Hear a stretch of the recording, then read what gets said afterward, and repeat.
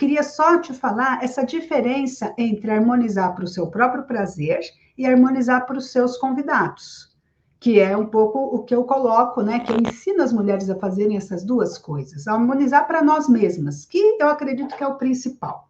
Porque a partir do momento que a gente harmoniza para nós mesmas, a gente sente em nós mesmas o resultado da nossa harmonização, fica muito mais fácil a gente transmitir esse prazer para os nossos convidados, sejam eles nossos amigos, nossas amigas, nossos parentes, nossos familiares, ou em momentos sociais, em momentos, sei lá, até de negócios com clientes, né? Então a gente consegue.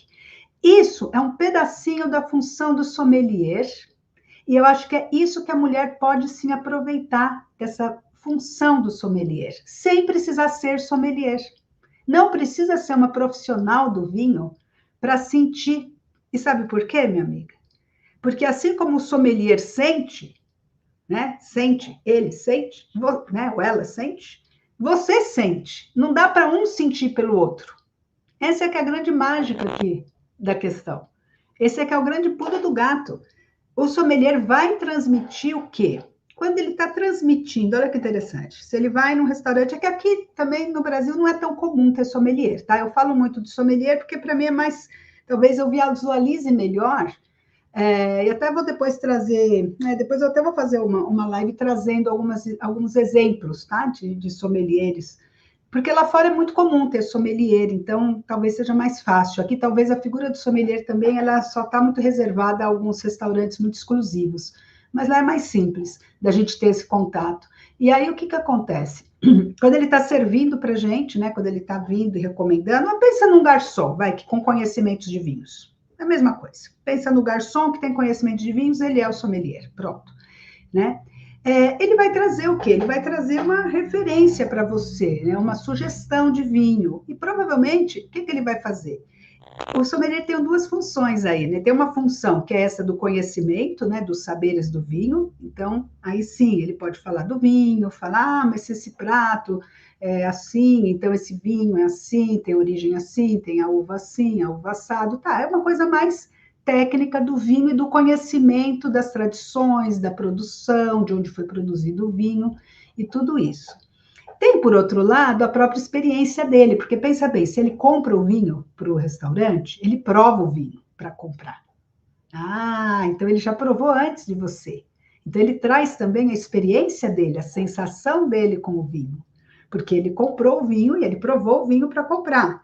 Só que é dele essa experiência, essa sensação. Ele está te transmitindo algo que ele sentiu, e está tudo bem, é isso mesmo. E você, para absorver o que ele sentiu, você precisa entender a linguagem dele. Aí já começa a ser um pouquinho complicado, né? Na hora que a gente começa a escutar alguma coisa e a gente não entende o idioma, como se fosse um idioma. Está dizendo algumas palavras, tem pessoas que falam de uma maneira mais simples, né? Mais coloquial, mas às vezes uns falam, sem querer até, falam com um termo um pouco mais técnico. E aí você ou faz aquela cara de paisagem, finge que está entendendo tudo, e fala aham, ou você, enfim, disfarça, ou você entende. E se você entende esse idioma, e é justamente o que a gente aprende nas mulheres do vinho, é entender, e assim entender nesse idioma, você consegue entender o que ele está te transmitindo. O que ele quer dizer daquele prazer, daquele vinho, né? O que aquela pessoa está te transmitindo. Isso acontece muito entre nós, entre as alunas. Quando a gente está fazendo a nossa degustação na prática, por exemplo, né? Uma aluna, ela está na casa dela, por exemplo, a gente tem a Nara que está no Sul, né? A gente tem a Mônica que está no Rio de Janeiro. Tem eu que estou em São Paulo, tem mais algumas aqui em São Paulo, e a gente vem para a degustação. E cada uma está com um vinho diferente. Mas como a gente conhece já o método, a técnica, o vocabulário, e a gente já está com o mesmo estilo de vinho, às vezes por uva, às vezes por país, às vezes por região, às vezes por tipo de vinho, a gente começa a conversar no mesmo idioma e a gente entende o que a outra está sentindo. Existe uma empatia. Essa empatia da experiência é muito interessante. É isso que é uma parte que a gente faz justamente. A gente pode se aproveitar, né, dessa experiência aí de sommeliers por conta disso, porque a gente está entendendo o mesmo vocabulário técnico. Por ser técnico não é chato, tá, gente? Às vezes eu vejo muita gente, mas eu não quero aquele vocabulário técnico e tal. Quando a gente aprende um idioma, aprende francês, aprende inglês, aprende espanhol, vocês acham chato o vocabulário? Vocabulário é vocabulário. É um idioma. Não tem chato ou não chato. Tem o idioma. São novas palavras, são novos termos que a gente tem que entender o que significa. Espanhol, aliás, é muito engraçado, né? Vou tirando um pouco aqui, saindo um pouco do foco, mas espanhol é muito engraçado, porque tem palavras no espanhol que são totalmente o oposto do que é em português, né? E aí a gente fala assim, caramba, né? Como é que faz, né? Pode gerar uma confusão tremenda só porque a mesma palavra tem um significado totalmente oposto. Por isso que é importante entender o vocabulário. Não é porque é um vocabulário técnico, mas é porque são palavras diferentes. Quando você transmite com essas palavras, que é onde a gente consegue transmitir, né? A gente consegue entender o outro. E aí, você não precisa ser sommelier para saber o entendimento dessas palavras.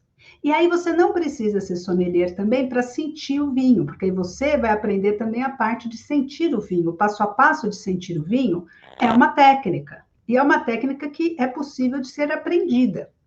E aí, quando você aprende e você transmite isso, é quando você consegue transmitir isso para os seus convidados. Então, quando você aprende para você indiretamente também está conseguindo aprender a transmitir para os seus convidados, que é o que a gente faz na Castalha. A gente aprende e transmite umas para as outras aquilo que a gente está sentindo com o nosso vinho. A gente não precisa estar bebendo todo mundo o mesmo vinho para sentir o que a outra está sentindo. Cria muita empatia.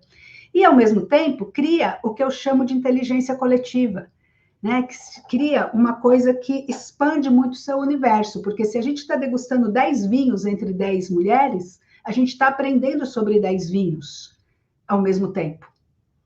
E isso é muito poderoso.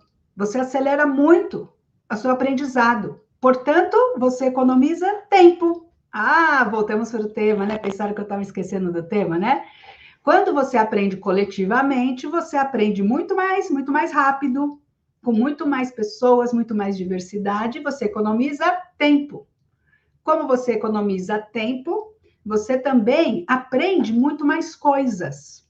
Em vez de aprender só o seu vinho, você aprendeu vários vinhos, você tirou dúvidas, você viu que a outra falou algo que você não sabia, mas você já aprendeu aquele outro detalhe com uma velocidade muito mais rápida. Portanto, você tem resultados muito mais rápidos, porque a gente não só degusta vinhos, a gente harmoniza. Harmoniza na prática, com o vinho na taça. E aí, você ganha o quê? Velocidade, não só de conhecimento, saber, né? Saber, conhecer, mas fazer, conhecimento prático, conhecimento de fazer e de ver outras mulheres fazendo também o que você já sabe fazer, mas com diferenciais, com outros vinhos, com outras comidas, né, com outros sabores, com outras experiências, com troca de receitas. Então, é muito, muito, muito importante quando você aprende a harmonizar desse jeito, de maneira coletiva, de maneira estruturada e de maneira com método.